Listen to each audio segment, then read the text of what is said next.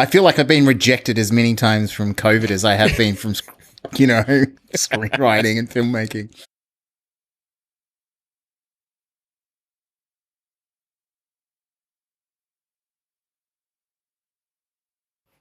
Hi, I'm Chas Fisher. And I'm Stu Willis. And welcome to Draft Zero, a podcast where two Aussie filmmakers try to work out what makes great screenplays work. Except in this case, it's diagnosing what is going horribly wrong. I was trying to make it sound less negative. What is Backmatter, Stu? This is what has become the tradition, is that every year we give ourselves an episode where we can sit back and no longer talk about other people's screenplays, but talk about stuff that's related to the show, related to our own work, and related to processes and stuff that we've been thinking about, right? So instead of us looking at other people's movies, it's kind of like turning the analysis inward. And what are we covering today, Stu? I'm glad you asked. Well, this is the structure. We'll see. This is what we're trying, is we're going to be doing looking forward. So last year we talked through what we were thinking for future episodes, which is a really good idea for us just to kind of nut out some ideas. And we're going to do the same thing here because we got some positive reaction to that. Funnily enough, actually quite a few of those episodes we discussed last year are still on the list, still on our Trello board. We're going to look back at 2021 in particular. We're going to be talking about like our top 3-ish screenwriting lessons for each of us that we took. And then we're going to kind of get into process stuff is the short answer of that, because like writing process stuff, where we as screenwriters talk about stuff where we don't feel that we're having to rely on the expertise of others, where we actually have confidence that we've been doing this long enough that we're going to waffle at you for a little bit about our own process. Unlike Jordan Peterson, we're not going to completely make shit up on the spot and make it sound like we're experts. Oh. Hi, Ben. I hope that triggered you. I like that you put looking forward first, because, looking forward should hopefully be more exciting and more positive in tone than looking back, given that for those of you who are listening in the future, what we're looking back on is 2021, which turns out to be one of the middle years of the COVID pandemic. And I am, in fact, speaking to you while currently infected with COVID. We suspect the Omicron variant, but we don't know. You don't want to do any genomic sequencing. That's going to give too many answers. We just got to, you just got to take a few wickets for the team, Chas. Yeah, the virus is taking wickets, Stu. Yeah, it's 30 of them a day or whatever it is, more. Wow, that's dark note. That's why we got to look forward. Yeah. All right. So, future episodes. We've got a Trello with lots of things on there, we want to treat this almost like a pitching thing. Mm-hmm. And this is including the stuff that's been kicking around for a while, like for 5 years, for example. So it's an opportunity for almost you to pitch me your favorite ideas and why we should do them. I think it's a really good model. A, it's pitching, but 2, it's like we should be exciting each other about what we're looking at. Sure. All right. Now, I'm going to pitch for possibly the 3rd year in a row after one of our listeners asked for it, the episode on biopics. But I've just handed up my second draft of my biopic, which I'm very excited about, and it's the second biopic I've written. Now, just to be clear to all our listeners, who most of you are probably not writing biopics, what I want to focus on are the challenges of writing a story where in most instances, the listener knows the outcome of the plot already going in, right? Like in First Moon, we know that Neil Armstrong made it to the moon. So how do you essentially do stakes in that scenario? Now, you also very cleverly suggested doing a prequel in that as well. Because again, we generally have a rough idea for who lives and who dies. Now, we could do something slightly ironic, like Revenge of the Sith, or the challenge we have, and it would be great to hear from you listeners, is what you think a really good prequel is, because we're kind of struggling to think of them. We're in the land of, franchise requels and prequels and all the other stuff, but I still struggle to think of a really, really good prequel. There is kind of horror-y film reboots, but they exist differently because generally the main character of a horror film is usually the monster. you know, it's Freddy or it's Jason or Alien or whatever, right? So it's interesting when you get something like Prometheus coming along that doesn't really feature the alien. Yeah, it's a prequel. It's kind of set in the same universe, but it's kind of troubles a lot of people, right? But the advantage they've got, as what Prometheus did, I guess, is that they can kill off all the characters. Yeah, I feel like horrors are kind of the only genre where they can really get away with this because, as you say, there can still be stakes because you kind of know going into any horror franchise movie, at least, that the serial killer or the monster is likely going to make it. Yeah, absolutely. Regardless of whether it's a prequel or not, like, you know they're not going to kill Mike Myers. Yeah, or it effectively cannot be killed off because that is literally the franchise, right? I mean, it'd be interesting to see what Noah does with the Alien TV series, which feels like it's probably more in the world of Prometheus. Though, if you've read some of the Alien comics that were kind of between Aliens and Alien 3, there was a series of Dark Horse comments. They were kind of set on Earth and doing with the corporation and all that stuff. So it feels like it could be mining some of those ideas in the same way that Watchmen did. So, in terms of, just say I'm not someone that writes prequels or biopics, or I guess historical, I don't want to say historical fiction, though there's something like Braveheart is effectively historical fiction, but, you know, kind of historical stories. What are we hoping to explore in that episode that is broadly applicable rather than something like niche applicable? I think there are also stories where, just by the nature of the genre, I guess, or the conventions that you're playing with, the audience will still have a fairly good idea as to what the outcome of the plot is.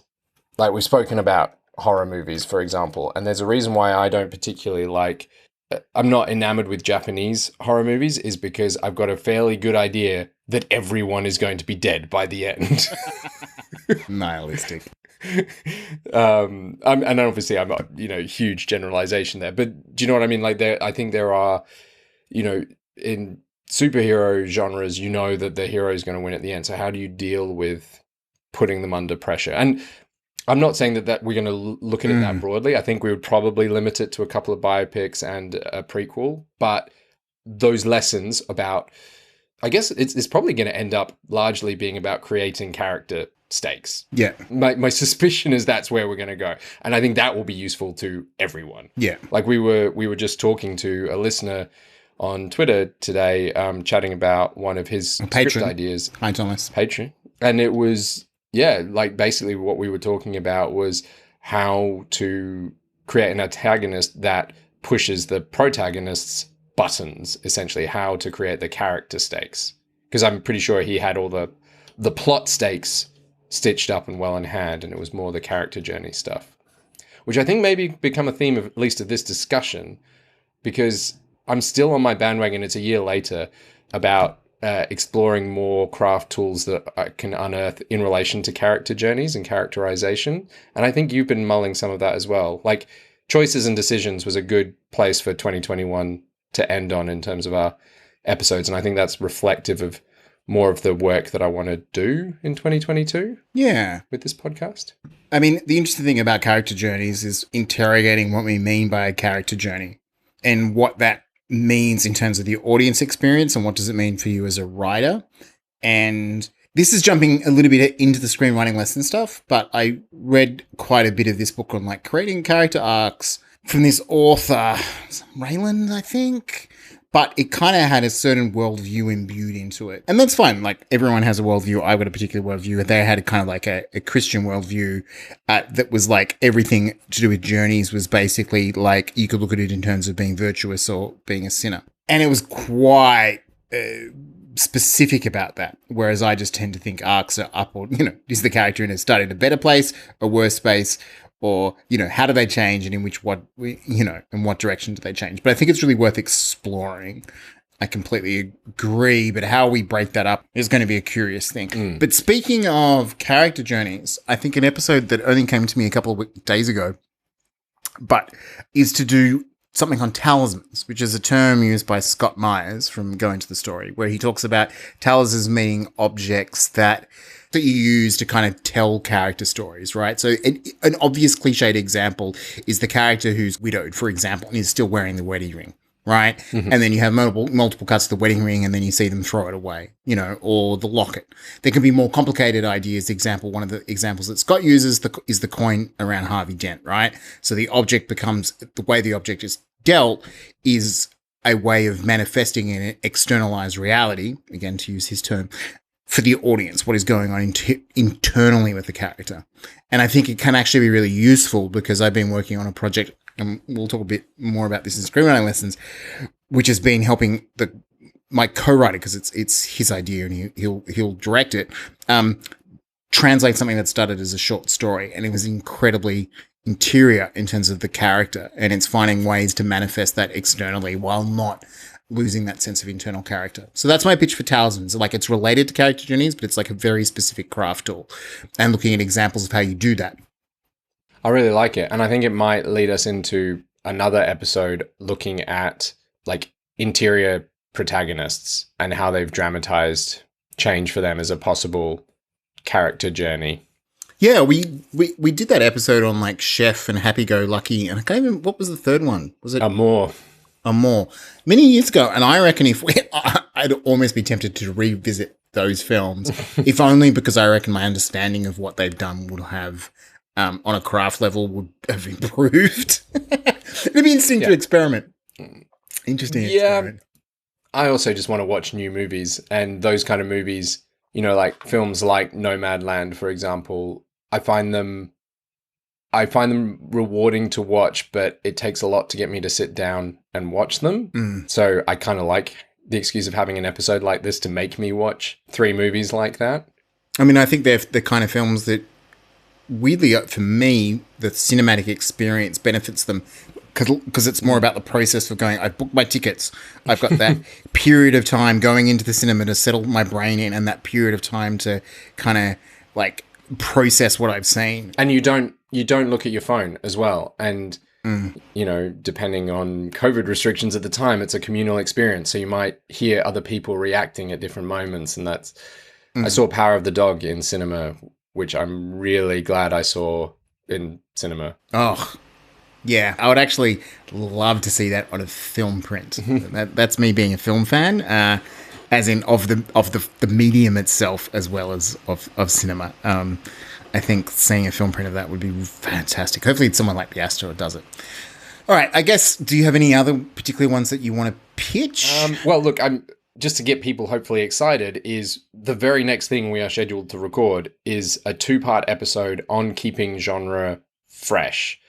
We have been warned look, we hate the term elevated genre as much as the next person, but it is something, sadly, that I still hear bandied about, not usually by creative people, not usually by writers and directors, but certainly by producers. We are looking for elevated blah, blah, blah. So we're not looking at elevated genre. We're looking at how to keep genre stories fresh. And I think that's a particular thing for us because we love genre stories, but it's developed into a 2-part idea, which I really like, where the first one is, let's look at really great entries into the genre that just feel like they're more than their genre. They've stood out in some way. Currently, we're looking at films like Get Out and Promising Young Woman, The Invisible Man. And then we kept on coming up with examples of films that had genre trappings to them. But when we looked at them, and particularly one of our guests just said, Hustlers is not a genre film. And I'm like,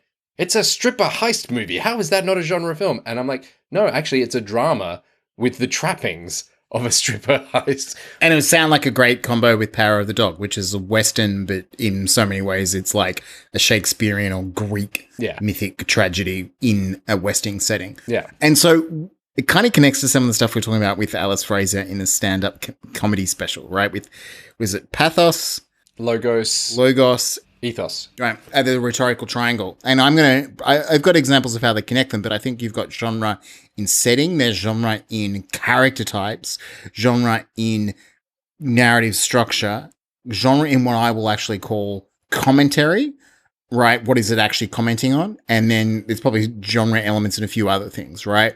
And changing one or two of those things is how you keep it fresh.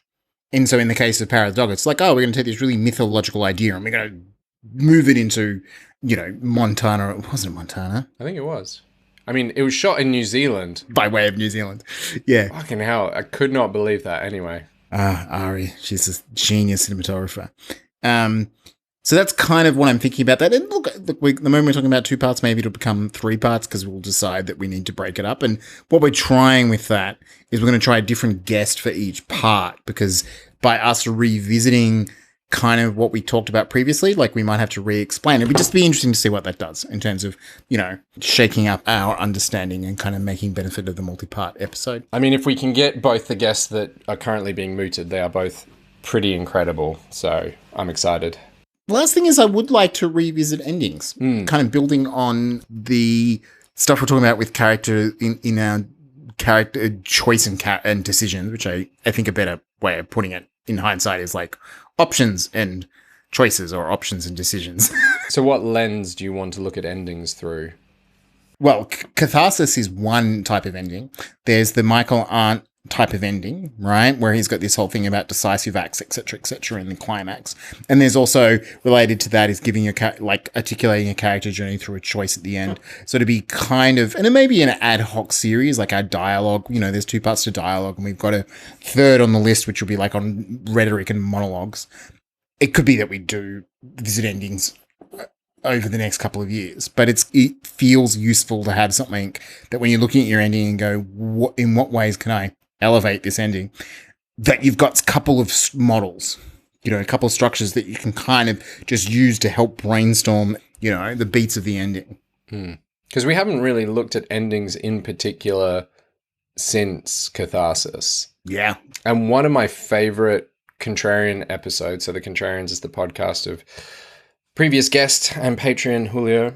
One of my favorite episodes they did was they looked at movies where it was a totally subjective opinion, but what movies where the ending made the film great. Like up until the end, they were like, this is a solid B. And then the film ended and it was like, whoa, this is an A.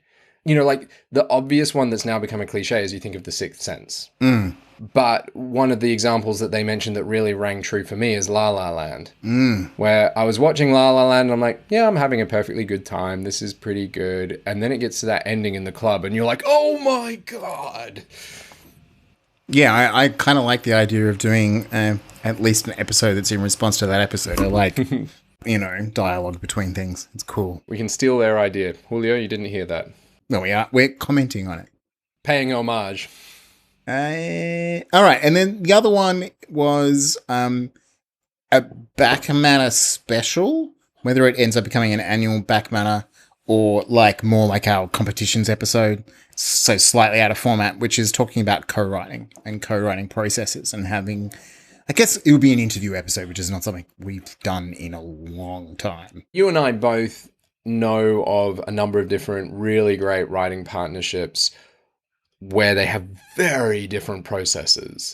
So I think that's just what I'm interested in, because I feel that there are a lot of young writers out there who are either entering into writing partnerships or thinking about it and meeting other writers, and those ideas click. And I think there can be lots of practical tips that we get from it around just process and craft and development tools. But then it might just be nice to hear, oh, that is a completely different way than I thought it was done or could possibly be done.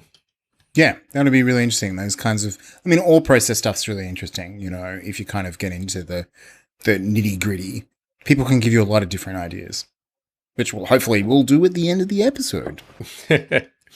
So hopefully that gets you excited for 2022. I'm certainly, having just pitched them to you, I'm excited to get into some of them. I'm really excited about the genre stuff, and perhaps that's because I prepped one of the episodes last year and then just shit happened and we never got around to recording it. I actually got to leave the state. Twice, or rather once, but got to go to 2 different states. Yeah, and not catch COVID, unlike you. As far as I know. I did have to isolate last year with someone who had what we presume was Delta. And I didn't. I feel like I've been rejected as many times from COVID as I have been from, screenwriting and filmmaking. All right. So are you happy to move on from the positive looking forward into the more, let's say, reflective looking back? All right. We'll alternate here, but I'm going to make you go first, Chas. I have 4 written down, but 3 of them are more, I guess, craft oriented. Look, also, just to put, I guess, a little bit of context for overseas listeners, COVID, I'm sure, has disrupted life for everyone everywhere, but Stu and I this year spent, 4 months in hard lockdown and then various amounts of time in softer lockdown. We're in Melbourne, right? Which, as far as, if you're an American, you probably have heard that you should have invaded us and liberated us. We're the most lockdown city in the world. I thought, so we did end up overtaking Buenos Aires, the capital of Argentina. Yes. Yeah. We overtook BA.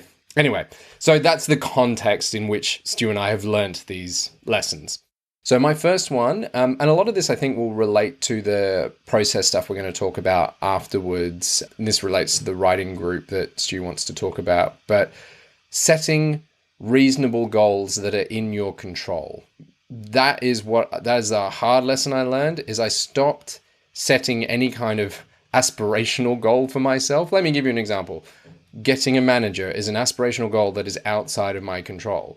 Querying 30 managers is a goal that is in my control, right? One of our friends in the writers group, former guest of the podcast, but I'm not going to call out exactly who in case she doesn't appreciate that, but she set up a goal of a number of rejections to get in a year. And then tied a reward to a rejection, like I'm getting a turntable or something. Yeah. When I've got X number. And, a couple of Backmatter episodes ago, so a couple of years ago, I spoke about forgiving yourself for not writing, like not starting that guilt spiral.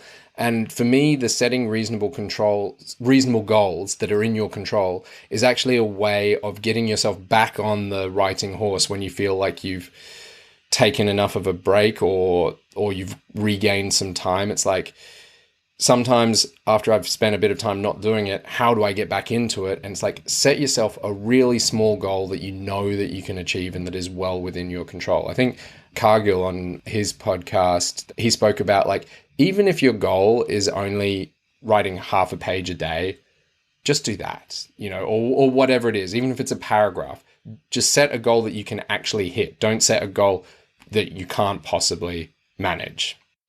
So it demoralizes you rather than incentivizes you. Yeah.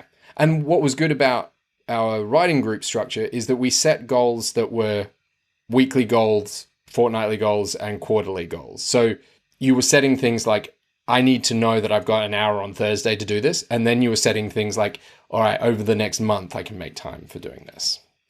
So I see it as the flip side of forgiving yourself for writing, which is like, what is the tool that got me able to keep writing through these times when I felt like nothing was in my control?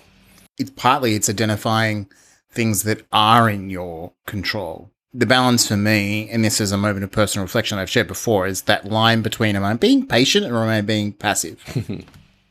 That it's easy to go, this is not in my control, and to sit back and do nothing, right? But it's very possible to go the opposite and be really anxious about things that aren't in your control. So it's identifying kind of actions that you can take. I mean, it's kind of almost like character writing 101, which is don't psychoanalyze.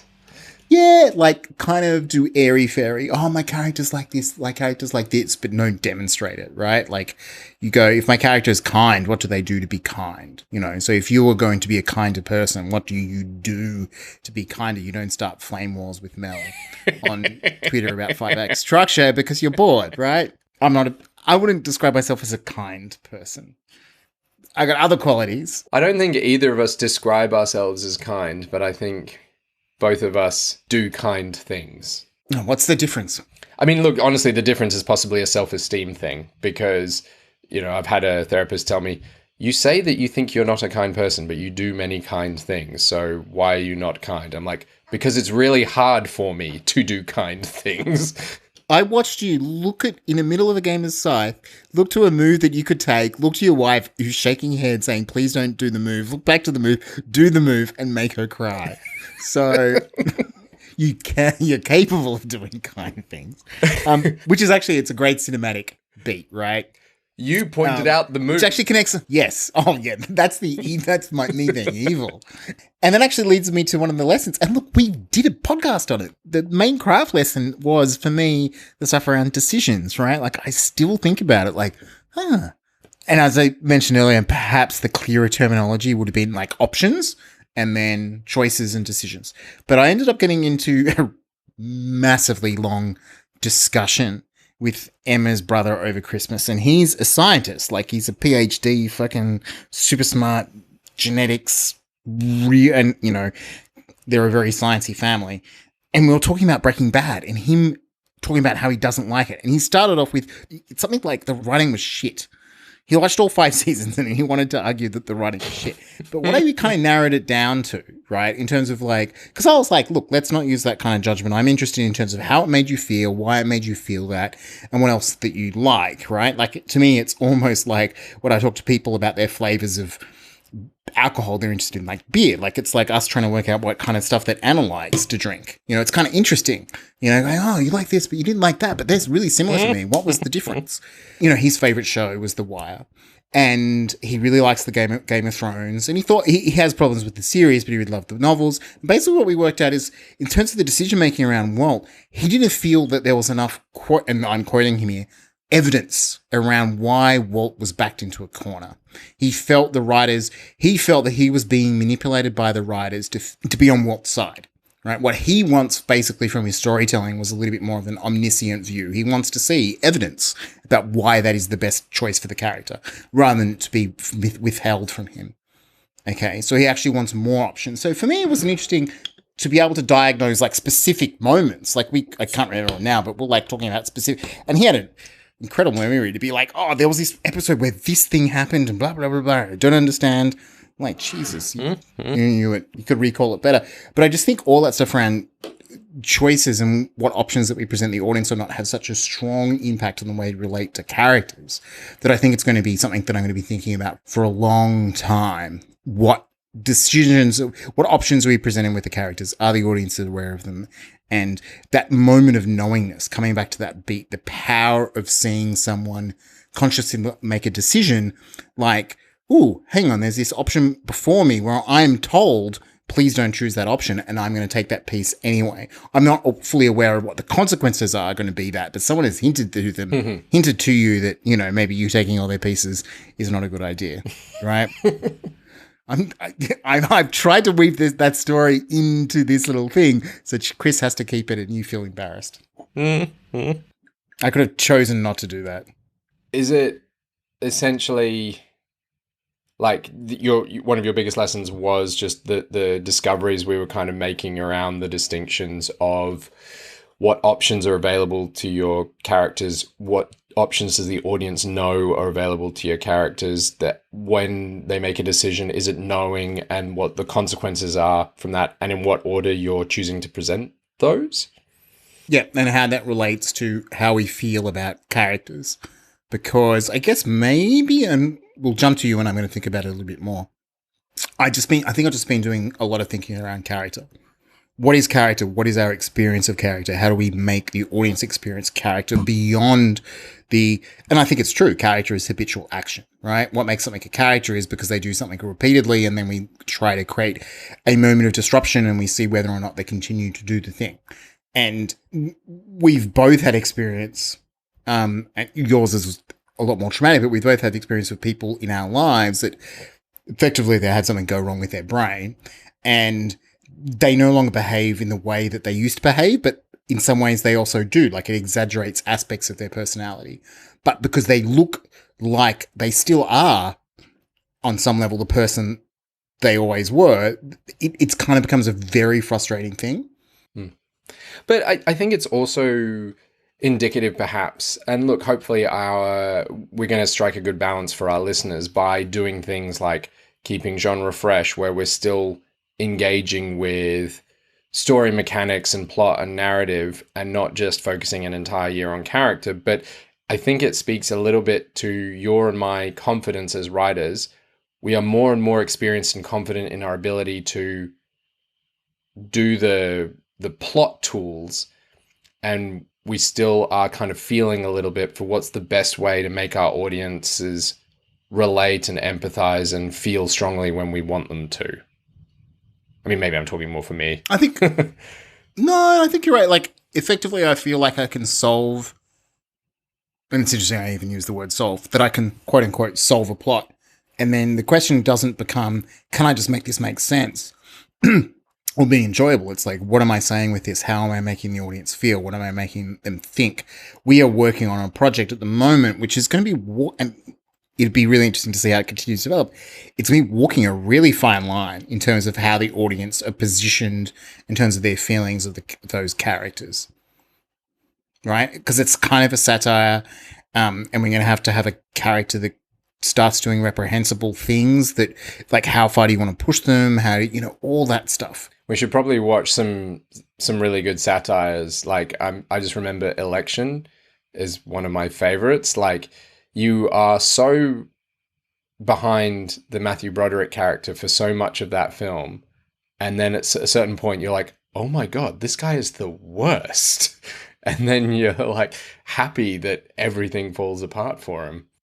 My next one is a simple one, part of our stand-up that we built into these weekly meetings, and you also mentioned it in relation to our friend's rejection goal, is she set rewards for hitting a certain number of rejections, and I'm phrasing that as celebrate your wins. And God, I missed the screenwriting Twitter drama, but apparently someone posted, you should stop celebrating when something good happens to you because it makes the rest of us feel bad, or some shit like that, and fuck off, whoever did that, and what a stupid screenwriting Twitter drama. Oh, I think it was my interpretation of that. Neither is actually, this is me making it up just like JP. What happened is, I think it was them saying that wasn't really a win. Getting a manager to read your script isn't really a win. Ugh. I mean,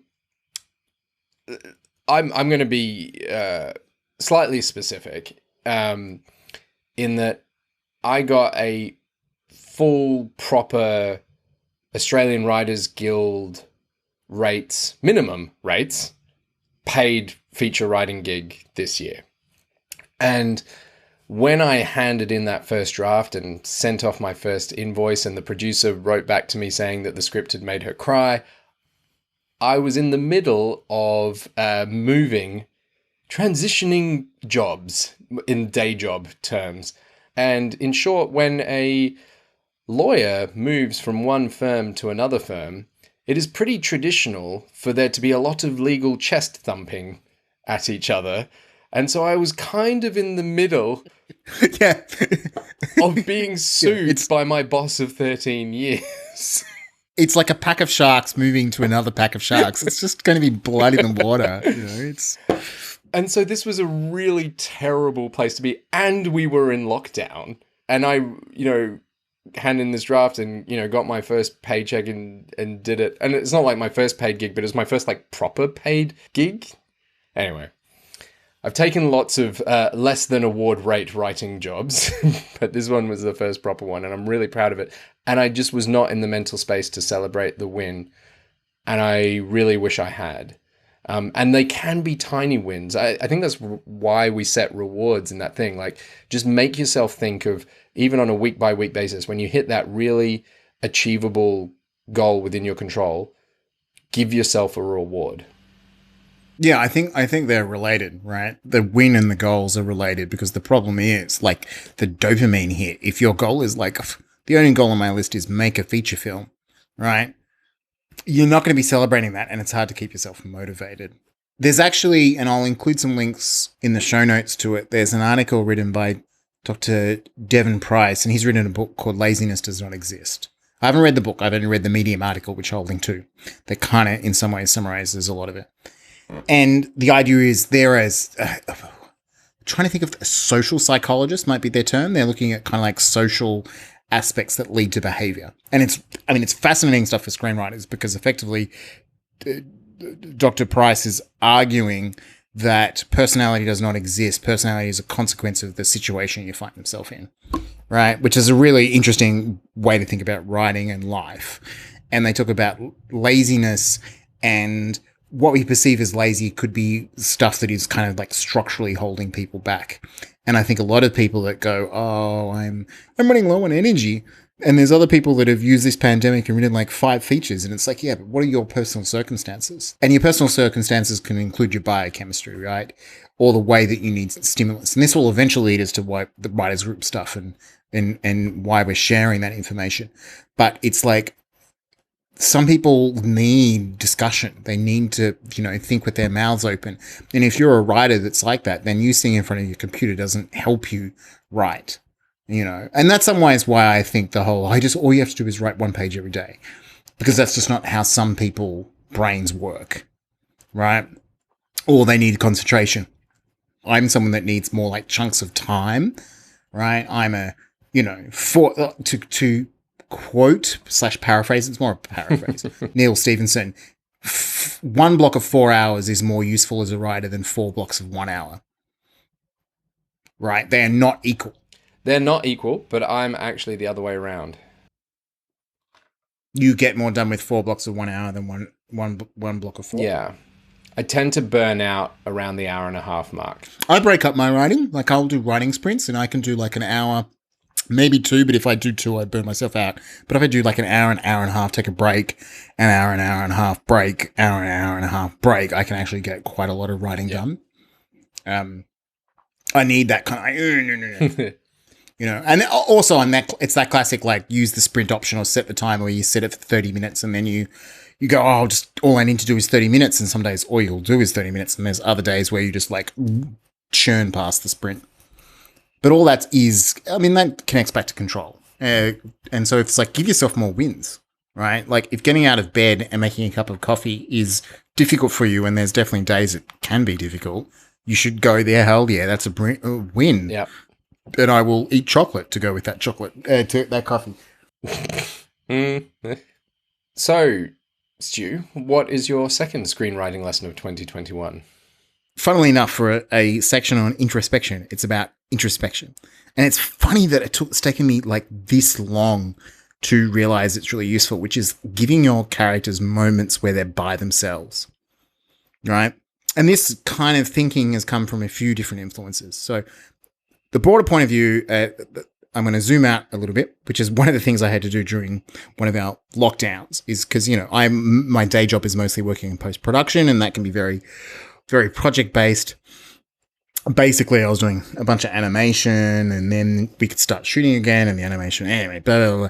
I ended up finding myself teaching for 1 trimester screenwriting, the first time I taught screenwriting, and I was doing it 2 days. I'm very jealous of this, by the way, because you now spend a lot more time thinking about craft than I do, and you come up with all these amazing insights and post them on Slack. Oh, thanks. And, Will Dunn's written a couple of great books which are just writing exercises that are kind of like, I'm like, oh, fuck. He connects to a lot of stuff that we talk about in Draft Zero as well. And then he turns them into actual exercises. But it's not from him. It's from, I think, Pilar, I can't say Alessandra. Talks about like coffee break screenwriter. She's got a podcast as well on the page. But she talks about how characters, like one way to think about character complexity. And this connects to some stuff that like, oh God, I have been reading all this shit. Like Robert McKee was saying, if you want to create character dimension, have them behave in one way towards this person and in a different way to this other person, right? So she talks about public, private, and intimate, right? How is the character in front of with people that are, in their public sphere? How do they act with people that are in their private sphere, and how do they act by themselves? And it's less about the acting, but just giving your moments of characters by themselves, of the moment where the plot steps away allows us to kind of emotionally connect to the character, right? And it's funny because I actually, during the making of Restoration many years ago, a couple of the things that we did as pickups were moments of the characters just sitting there, like literal close-ups of them processing, because they weren't in the script. As I'm a very narrative-driven director, so I'm like, this is what we need, this is what we need, this is how we tell the story. You got into the edit, and you're like, oh, you need a bit of punctuation. We need that moment for us to kind of emotionally connect with the audience. And so what I think is interesting, what I've kind of been thinking about, is plot is about looking forward or looking back, right? We got foreshadowing, backshadowing, or whatever you want to call it, right? That a lot of what we do is about, and we talk about this a lot, is making the audience ask questions, and then we give them the answer. What is interesting is that that works in terms of empathy of a character if we're aligned with them in the experience of the moment. The follow shot behind the character going down the stairs, right? So we're with them going, what the fuck is at the bottom of the stairs? I'm thinking particularly in Parasite here, right? That moment of like, oh, the world has changed. But you don't have many of those moments where you've switched behind the character and are in a moment of dread or whatever. What is interesting about these intimate moments is if you do them, the questions may still be active, but they can slow down. And so we can kind of emotionally begin to identify with the character. And I think sometimes this feeling of like we need to keep the plot moving means that we don't write that stuff in. And I'm just curious about, I don't know, I would love to, I don't think there's an episode in there, but I'm like, it's now something I'm thinking about a lot. Having moments of the characters, one or two lines. Actually, no, I mean, and we can see it. We even talked about it in the farewell.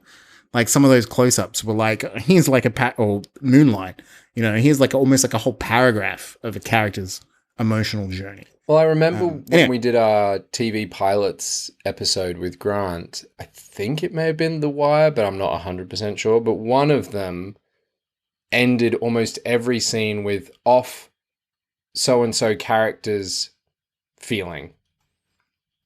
And in the biopic, I've been doing a lot of that, like ending a scene with, how is this character feeling? And I'm just saying, like, it's like 4 words, off so-and-so's confusion, ..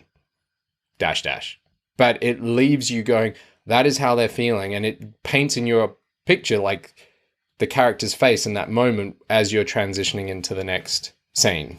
Yeah, often I think, we focus on these like cool technical transitions, and we did a whole episode on transitions in The Hook that were kind of like image based, but sometimes like the most pertinent thing is I always think you can cut to the reaction of your quote unquote main character.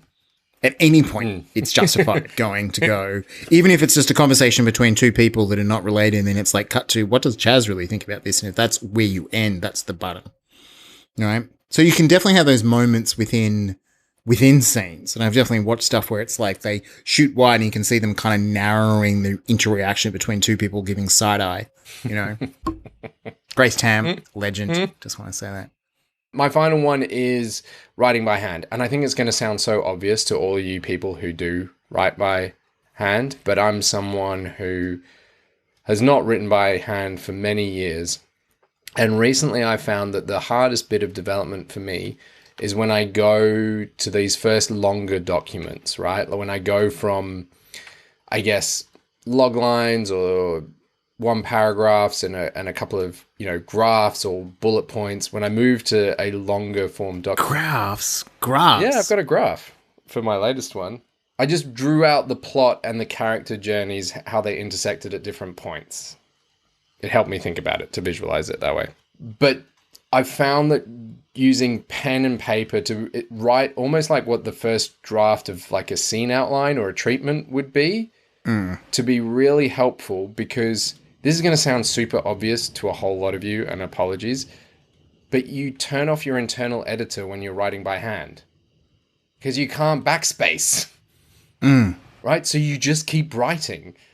And I've got lots of points you can see in my notebook where I've got an asterisk where I then go 2 pages on, like, seed this from that moment because I've realized it needs to go back there. Or I draw arrows, and sometimes I write after, I'm not sure about whether what just happened should happen here or later, but you just keep writing. And it allows me, I've now done it, I think 3 times on the last 3 projects that I've written by myself, where it gets me from the beginning of the film to the end of the film in quite a lot of detail. And it's a much more pleasurable process than when I've done that in a text editor. I was going to say many years ago, I don't know if it was few years ago, I did a series of content ads for, of all people, Bic. For who? As in the people that make the pens. Oh, Bic. Okay, Bic. Right.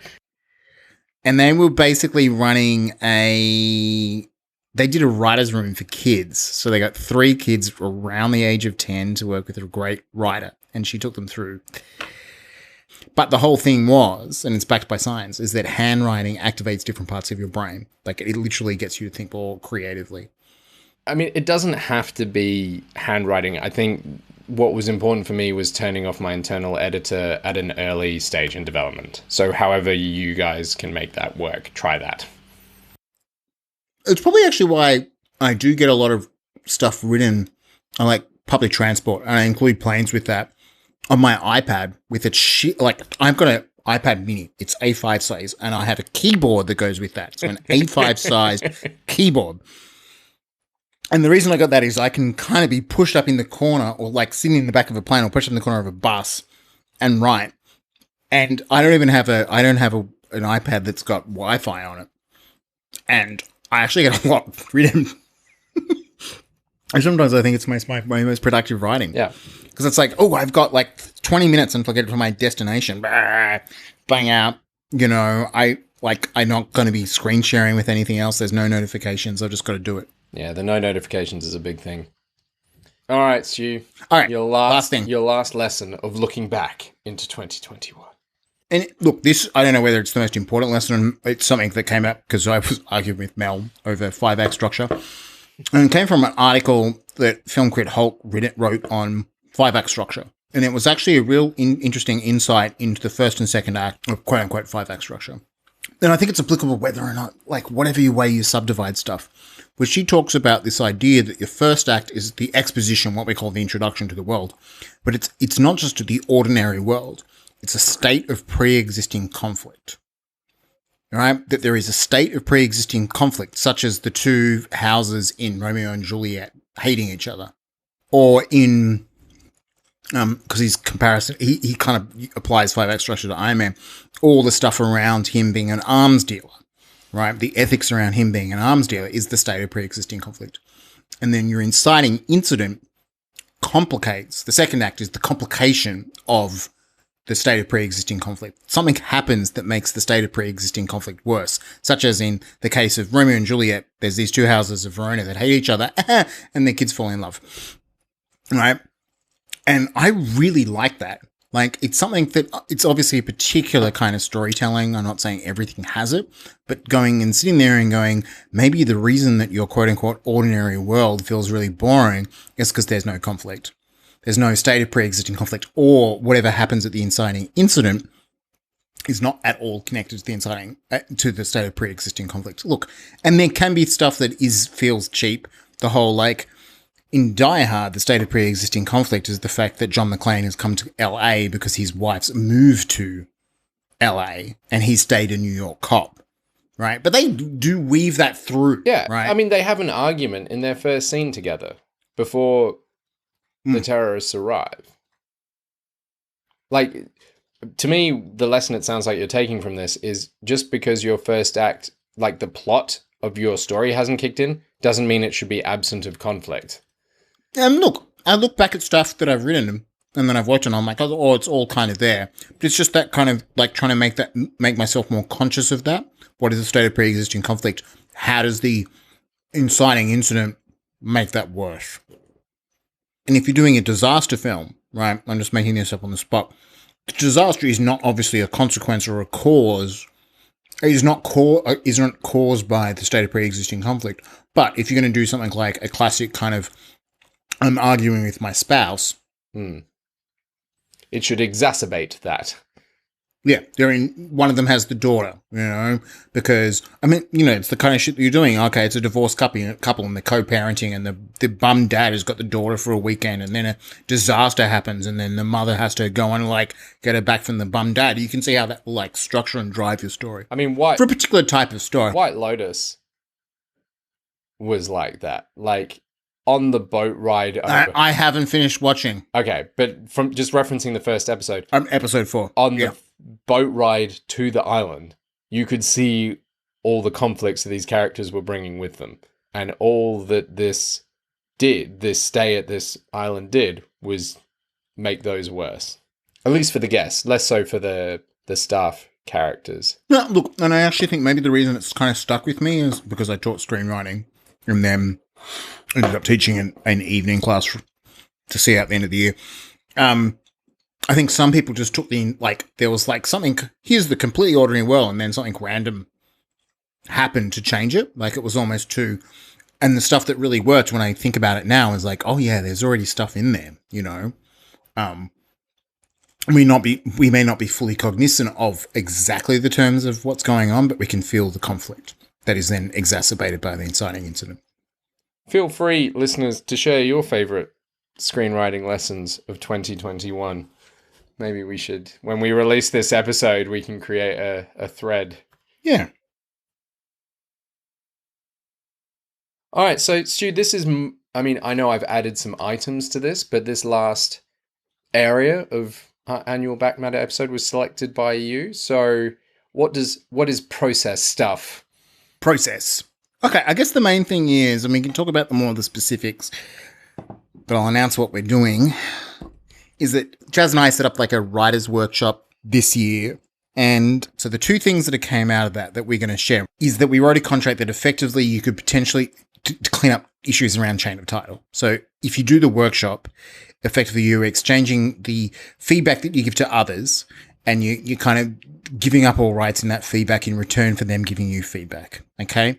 And so the idea is it means that you have a document that is signed, that if a producer comes to you and goes, oh, I heard you do it through a workshop, you can present it to them and say that no one else is going to have a legal claim to it. I mean, that's certainly one element of it. To me, it was more around if anyone ever was like one of the other writers. Like, this is more of my fear. I have less concern about producers going, oh, you developed that in a writing workshop, and I have more concern about, you know, we've had a bad art friend situation and someone in the group is saying, you stole my idea, right? And you can just point out here's the document with your signature on it, saying it's not your idea.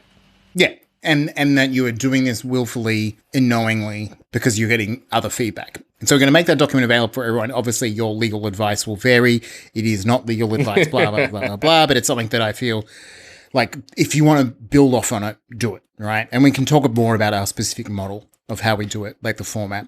And the other part of it, speaking of format, is that we got like kind of like not a constitution as such, the table rules. Part of those table rules are inspired by my role-playing group is table rules, because, you know, we got a really diverse group.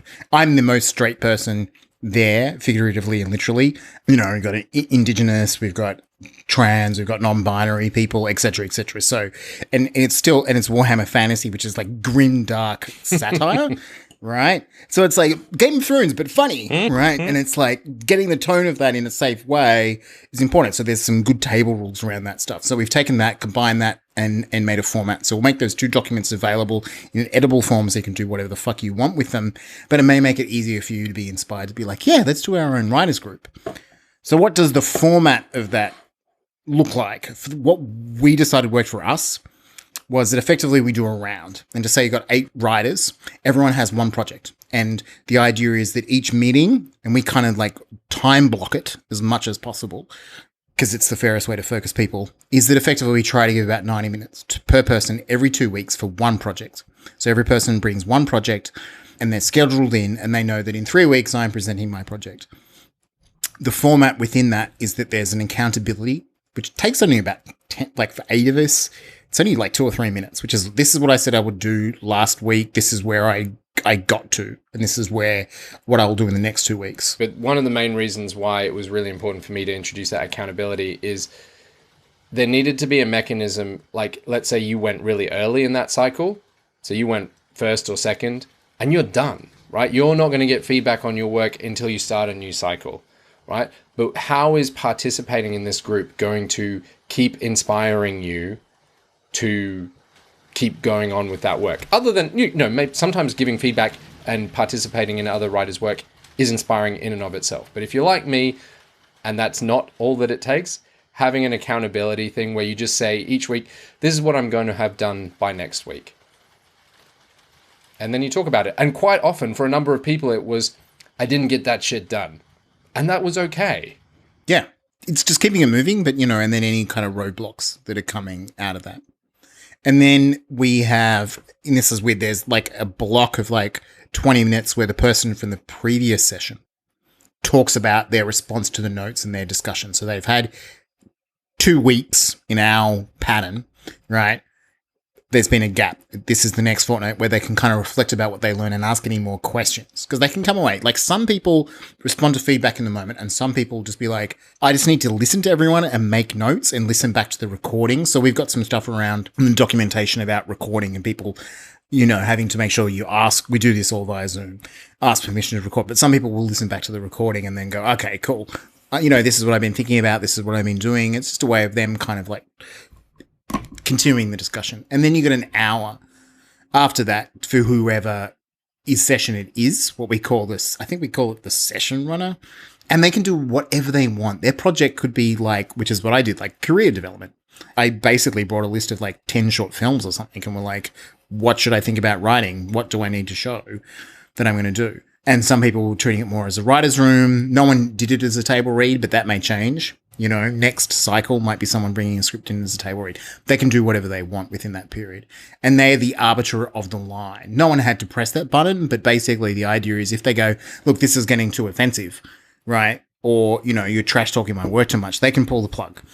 It's theirs to do it with their list. And at the end, the person whose session is coming up will basically pitch in their project, right? I'm going to be sending you a treatment for this idea that I've got. It's a television show. The treatment is like, at this stage, I'm particularly interested in that, right? And the idea is, in particular, the session runners are responsible for when they send people their work. So if they send it to them on like a feature script an hour before the session, they can't blame anyone for not reading it, right? Like, you have to give people time, and that you are ultimately responsible for using that. So it's kind of like this was the first time we ran it, and we never had a single feature script. So everyone was pretty gentle on everyone else with the writing. I think the longest document we had was 50 pages long, and there was a lot of bullet points and white space in that document. Yeah, that was an outline. Which is not to say we couldn't do a feature script, but then it's like, we started out doing weekly because we were in the middle of lockdown and just looking for a way to pick ourselves up in the middle of that lockdown. And weekly worked for a while. And then as soon as we were released back out into the world and suddenly had social lives and things to do and life, there was an immediate attrition, and we were all really struggling to keep up with that pace of reading whatever was being delivered on a weekly basis. So we very swiftly moved to fortnightly. And I think the next cycle, we will get heavier workloads, because I think a lot of people are going to come back in the same project with a more developed thing. So it'll be interesting to see how that goes. Yeah. Whether we keep it at 2 weeks or move it to 3 or, Yeah. And look, we are not the first people in the world to run writers groups. Crazy, I know. Mm. But I think the reason I wanted to talk about it was more because I think some people don't know where to start or need their, any inspiration.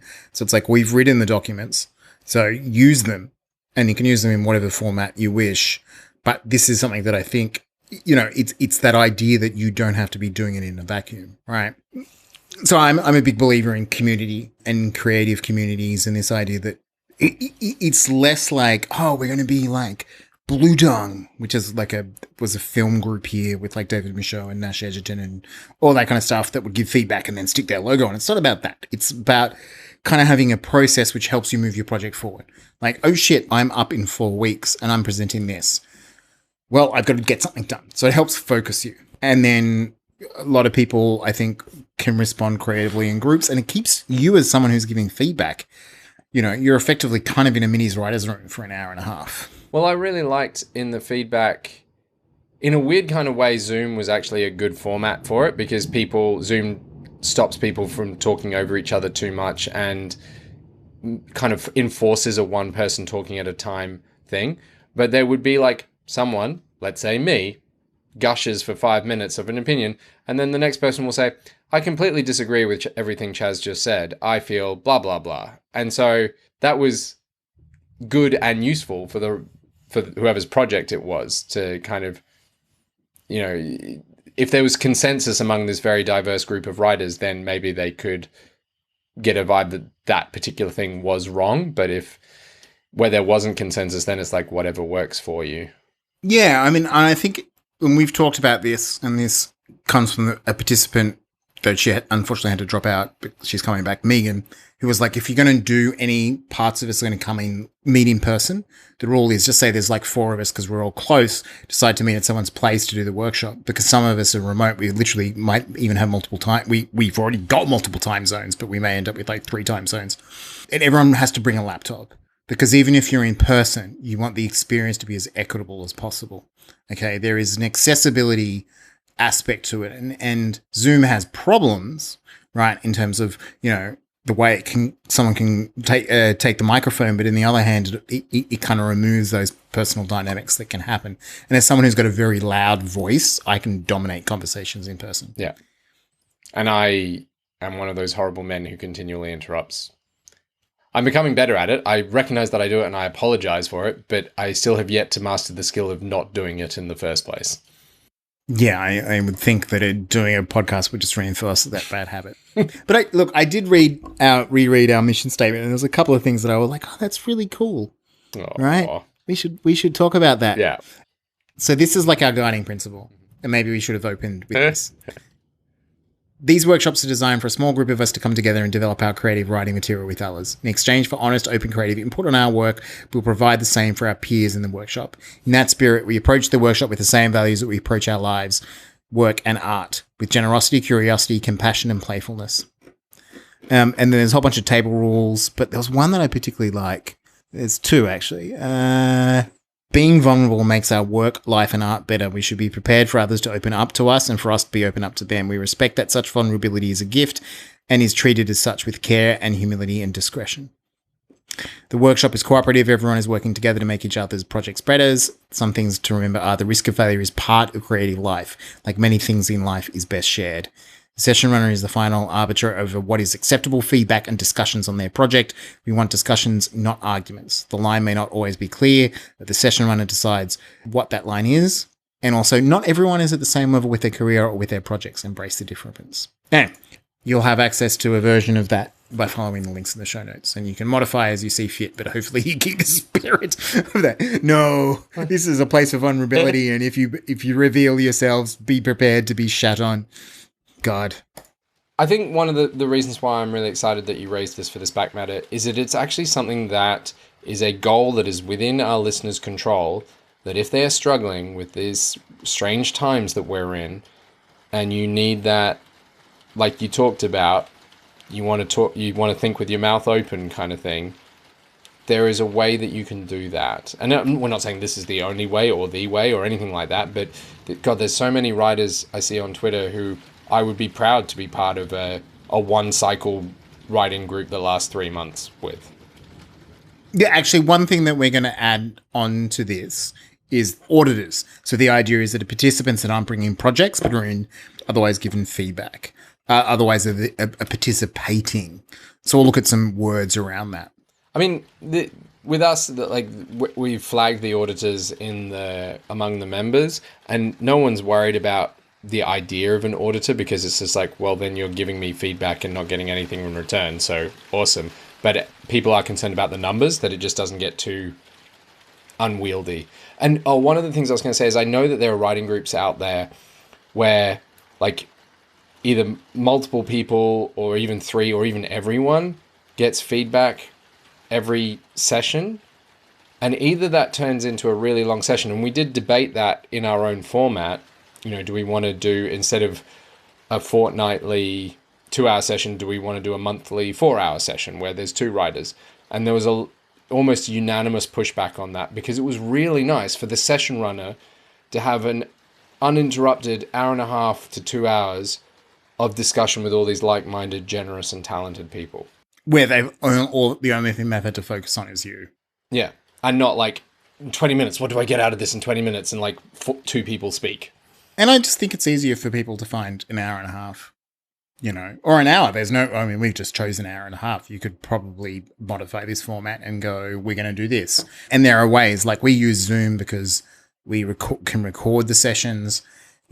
Discord is free. You could set up a Discord group or I've not really used that fucking talk app, Chat House, Tweet Speak or whatever it is. I mean, I would encourage probably Discord is a really good thing because you could easily set up a server and be like, here, we're going to give feedback in between. There's ways to distribute materials, etc., etc. Yeah, but I'm sure there are Google tools out there that can do this. Yeah. Oh, yeah. I mean, you could do it via text. Like, you could literally do a chat where it's like, we're going to give feedback. It's just that talking and seeing people's face and being part of the community is cool. Yeah. I mean, it has social, like, it does good mental health things for me as well. Like, I was really struggling on the one on Tuesday. I've had a week. I'm not going to go into it this time. I know I've gone into it in past Backmatter episodes and shared my private life and gotten a whole lot of sympathy. But this has been a week. COVID was not... It's like, can you just send me the sympathy without me having to talk? Well, COVID was like easily the easiest thing that has happened to me this week. And I was so struggling to get the reading done and get to that meeting. But I got there and it was so much fun and I had such a great time. And it made me feel so good to have participated in it. Why is it great? So the next thing that we wanted to discuss was pitching and how much prep to do. Now, there's a lot of people out there, particularly people who live in LA, who would have a lot more experience in pitching and have ventured advice that we're going to share. I only raised it now because we had our first proper pitch session. We're invited to pitch by one of the producers. Yeah, like we were a round table. Like we knew it was what was it called, a bake-off? There's a great horror franchise property that had yet to be properly exploited. And we were invited to pitch, which was very exciting. And we did quite a lot of prep for that pitch. I think perhaps because where our lives were at, we had a lot of time. And this was our first one. I think this answer will differ if you're going in for one of these every week. But I think the advice that really served us was when you go into pitch, just tell the whole movie. Now, there's quite a lot of work involved with that because it means you have to break and figure out the whole movie. But you and I did it probably in around 6 one-hour sessions. Sure. There was writing in between that and rewriting. But in terms of the time that we spent together, look, it was a lot of hours and probably way more hours, considering we didn't win the pitch, we were informed that we came second. Or as I like to call it, first loser. First loser. But I have zero regrets about the amount of work that we put into that pitch because we essentially performed the movie we had 20 minutes and Stu and I performed the movie that we had broken out into kind of treatment form. And obviously that was a lot of work. But where we hope we got to was a point where all of the people that we were pitching to, and only one of whom we had a pre-existing relationship with, so there's a lot of new people in the room, would think of us favorably in the future and perhaps invite us to pitch again. Stu, do you think we wasted our time by pitching the entire movie or not? No, look, I think with writing in particular, all writing helps you become a better writer, right? I don't feel any writing is wasted. Because you're always thrown with you're throwing up new creative problems to solve. And, we definitely with that treatment wrote in a lot of kind of like, oh shits. And right, we wrote in the audience experience and we performed that.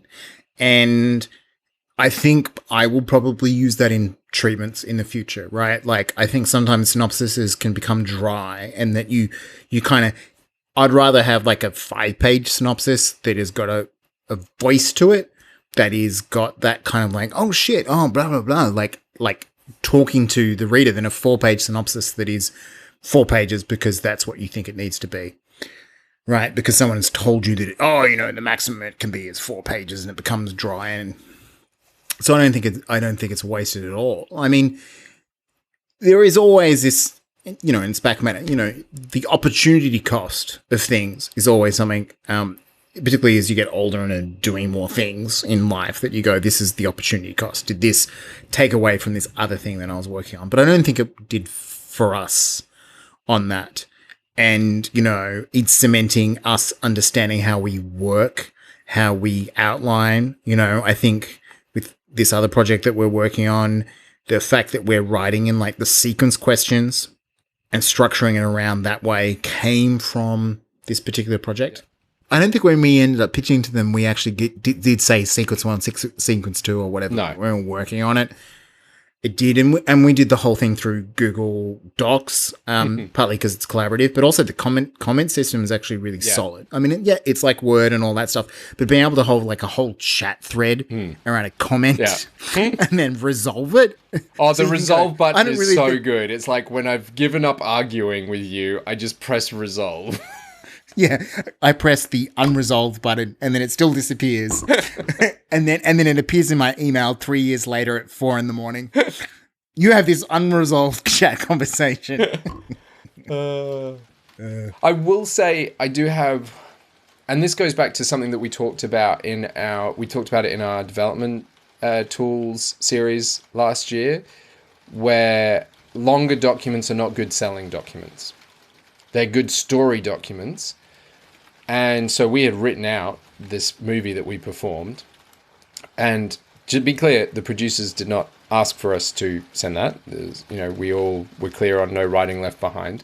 But we offered it. We made it available to them. It's like, we've just performed it for you. You've recorded it. We may as well send you the document. And we heard feedback later that our pitch dropped in their estimation upon reading the exact same material that they'd seen performed. Now, that could indicate that our performances were just incredible, right? And compensated for poor writing. Or what I think it is that was not a selling document. It was a story document. And it would have behooved us to perhaps have sent in a one-page good selling document. The lesson I took from that particular experience is the reason we got to that final consideration stage because they liked the energy and they liked the pitch and they were emotionally involved in the story, right? And when they sat down and read it, the direction they wanted to take the material is not the direction we had taken it. And the problem is, from our point of view, is the direction they wanted to take it in it was something that they could have told us when we had a fucking logline. All we had... But the point is, we could have a really condensed version of that idea and pitch it to them, and they would have said no, right? We got as far as we did because we did a great job with creating an involving story that got them excited and gave them the roller coaster of the film, right? Which a good horror film should feel like. It should feel like a ghost. Not all horror films, but there should be like a good ghost ride. Yeah. And we got as far as we did, not just because of our, natural charisma, but because we did a good job of telling that story. But the fact is, when they sat down and read it, they went, this isn't the story that we want to tell. Yeah. And I think that is the danger with doing longer documents, right? And I've gone through that. So one of the things that I have been working on the last year, and it was announced, is we got funding to work with a writer who now listens to the podcast. Hi, Roger. And we went long, like it was a short story, and then we kind of turned it into a synopsis, and then we turned it into an outline. And we've actually been working with Stephen Cleary, and then hopefully got an episode with him coming up this year in character, which would be cool. And then we had like a 20-page outline, and he made us go back to 4 pages on a synopsis, and then to 8 pages. Because he was like, oh no, I want you to look at these particular things, and I think writing a longer document is, and it was hard. Going back to 4 pages when you have that level of detail was really hard. It probably took us a month to write 4 pages. Well, this might be a good segue to the final process thing that I want to talk about. Almost like I planned it that way. Because I think we are perhaps avoiding that harder document to write that would be perhaps more useful for the actual, not story development side of the project, but this kind of career and financing and interest and pitching side of a project. Is that a fair distinction? Yeah, a minimum viable product. And I think the key part of that, which you're indicating, is the product. That you may end up writing tons and tons of pages to help you understand something, but you still need to convert it into the minimal viable product to convince people for you to take it to the next stage, right? From a seller's point, okay, so here's the interesting thing, right? From a buyer's point of view, the best pitch, if you're a buyer, that you can get is the finished thing, right? Because the finished thing, if someone has made a feature film, right? Just let's talk about that. Someone has spent $5 million of their own money or $10 million, whatever it takes, to make a feature film that you can look at and go, Is there an audience for this? Is it good? We're going to make it. That's the best thing to assess from, right? But for you as the creator, it's the most, for them, it's the least risk averse. And for you, it's the most risky creating the whole thing, right? So when you're running a script, we're not investing money, but we're investing time and creative energy. And time and creative energy are separate. And so you need to balance we need to solve a whole bunch of the creative, but we also want to make a version of whatever it is to get people excited to go to the next stage.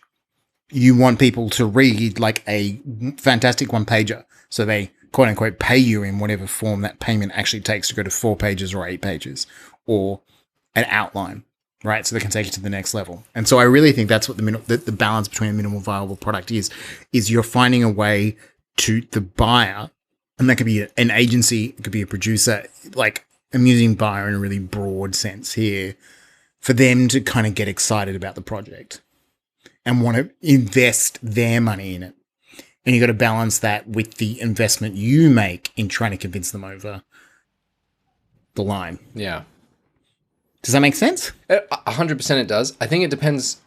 The different permutations and scenarios that exist here is whom is the buyer that you're approaching and what is the ask that you're making of them, right? So not to get in the weeds here, but it's very different when you're approaching a financier or a producer to come on board a project, as opposed to what we were talking about is approaching a series of like managers and different people around us going, is this idea worth pursuing?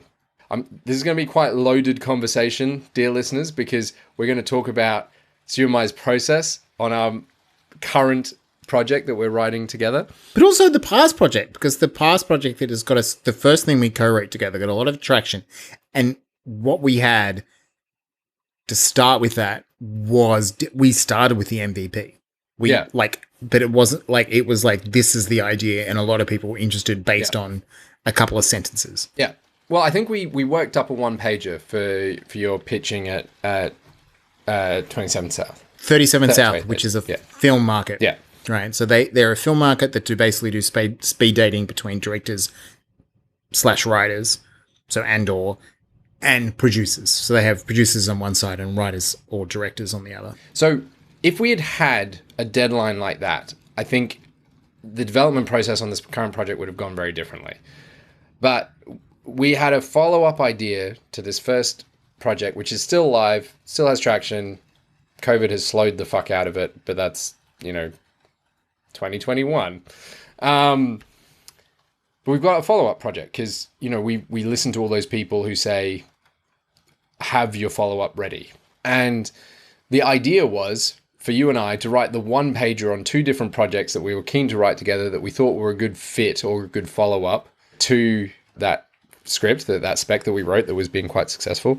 And we haven't got to the second one yet because the first one went from me writing 2 paragraphs of that one-pager to you quite accurately pointing out, hey, we haven't quite got this story figured out yet. I'm like, that is true. We don't have this story quite figured out yet. And us then going back to try and figure out the story turned into a 40-page document. A 40-page outline. A 40-page outline that you are now spending time but it's not even now turning into a scriptment. It's shitment. But we still haven't sent or even written the one-pager that we want to send out to people to see whether we should be spending this time on this project anyway. Now, in doing that, we can write a much better one-pager than we could have written before, just to make that point clear. Yeah, there's creative choices that we've made in the detailed version that have changed at every stage of the process that we're going, oh, okay. And that will come back and that will feel it more integrated. I feel that in us spending all this time in story, we basically put the idea of minimum viable product to one side because we just got more interested in writing the spec. This feels like in doing this process, we kind of stumbled into the decision that we are going to end up writing this on spec no matter what anyone says. The previous idea was we're not going to spend time on a project unless it gets market interest. And we're going to gauge that by writing one-pagers of a series of different ideas and see which one gets the most market interest. But we fell in love with this idea and we spent much more time on it.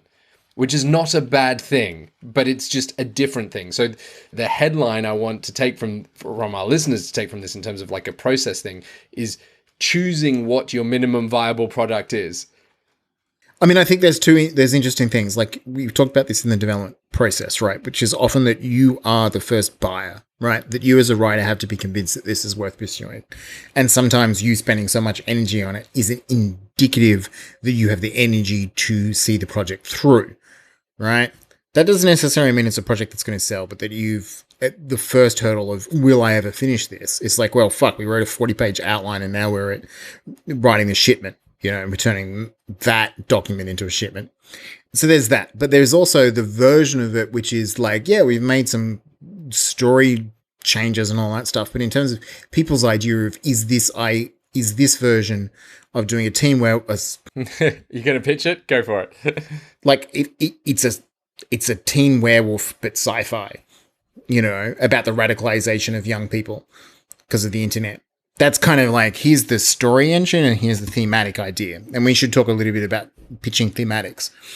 That you could probably, maybe we would have had a version of that to pitch way back in October or whenever we were doing it. And then people be like, oh yeah, there's a market for that. And then what does the next stage look like? And now we've kind of done full circle. Part of it is because the tone is so specific. I think part of this is like, we need to really dial in that tone, it's like Euphoria meets Paul Verhoeven. Like that is a super specific fucking tone.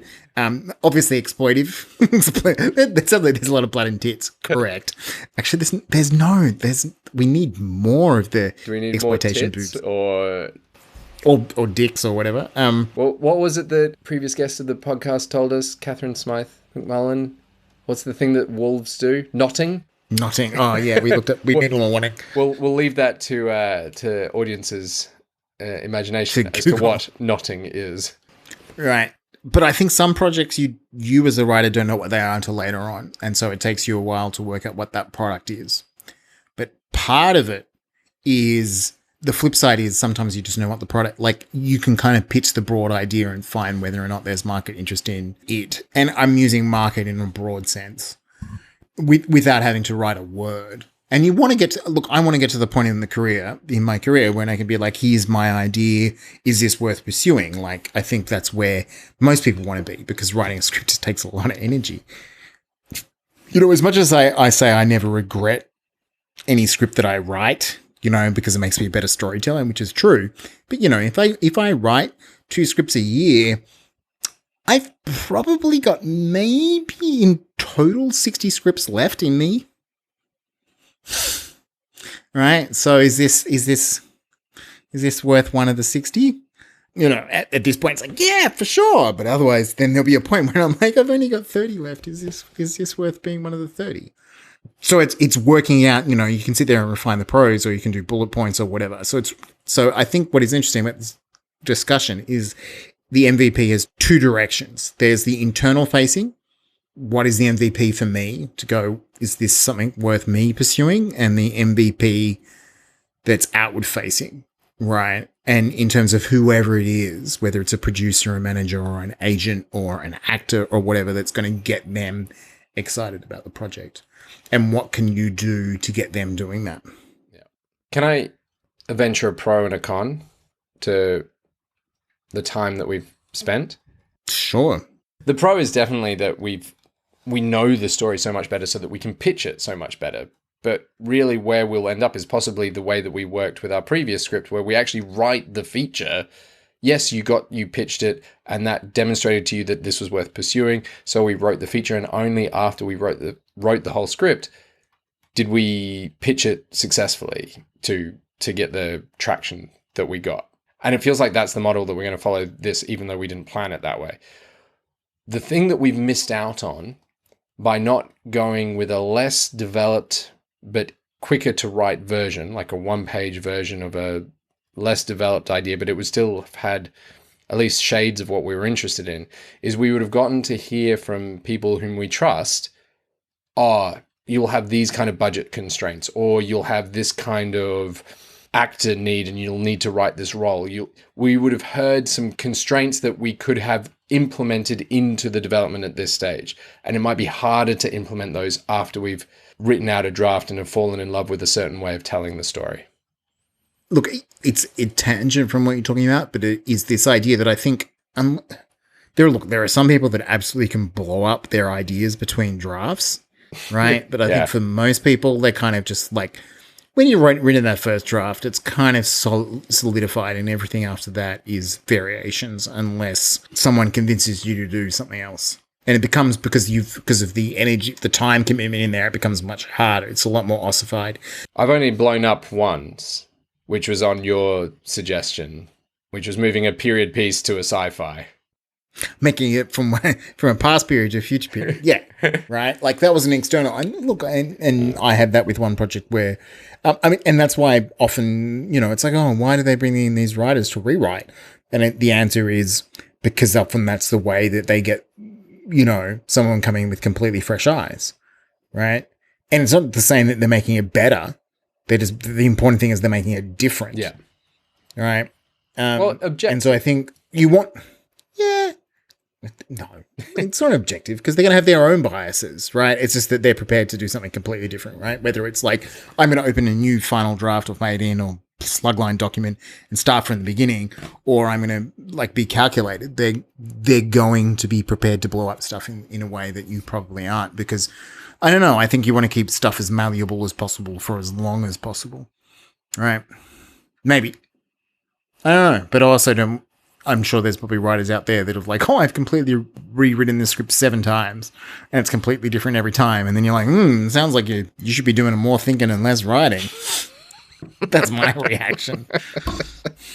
Well, when I hear that, I worry that writers don't know what it is that they love about the project. If they can completely blow it up. That is actually great. Like, an MVP, it's a very business term. It stands for minimum viable product. But really, maybe what you're looking for is the MLT, the minimal lovable thing, right? Yeah. You want to convince someone to love it, and you need to convince yourself what you love about it, and you need to convince someone else to love it, right? And the minimal amount of love commitment. I'm just writing that down as we're coining minimum lovable thing. But isn't that what it is, right? Like, you need to find whatever it is that you fall in love, and what is the core of it that you fall in love with. And that you think that will sell that to other people. Like, what is the thing that if someone says, oh, we'll make it, but we'll take that out, that will mean that you're no longer the right person to do that? Clearly the nodding. Well, because ultimately we're talking about pitching and all that stuff, but what you need is someone to fall in love with what you're doing, right? And it's not necessarily like human to human love, but it's like, I love this project and I'm going to support it. I need to spend this so much energy, and you need to get them invested, right? And communicate that in such a way, and, love at first sight or whatever. And it could be concept art. It could be, fuck yeah, that sounds like a great idea. And what was it? The Jake Gyllenhaal project going around about speedboat heists? Yeah. Fuck me. It's a heist movie with speedboats, and you're just like, fuck yeah, right? I just fell in love with that. It's a crush, within 2 minutes. Yeah. And focusing on that rather than other things is pretty useful, right? Because the thing is, what we fell in love with the horror project that we were pitching the remake on, right, was something that the producers weren't in love with. That was the disconnect. Right. And so we made something, we pitched something with a lot of love. We give it a lot of love, and we performed it with all that love. And they were entranced in the moment. But when they read the document, they went, this isn't actually what we love about this property. And I know I'm being slightly intangible, but that's the problem. It's slightly intangible. Yeah. Right. Well, I, for one, am glad that this episode didn't turn out as dark as 2021 turned out to be. Only as dark as 2022 turns out to be. Don't you fucking dare. As always, thanks to all our patrons who bring you more Draft Zero more often, and given how infrequent we release, it's a bloody miracle. They are doing sterling work, but in particular, thanks to Chris, who has edited this episode and many other episodes. Randy, Thomas, Garrett, Jennifer, welcome, Jennifer. Jesse, Crob, long-standing. Like, long-standing. Lee, Sandra, Theus, Bjorn, and Matt. Thank you so much for being top-tier patrons. We love you.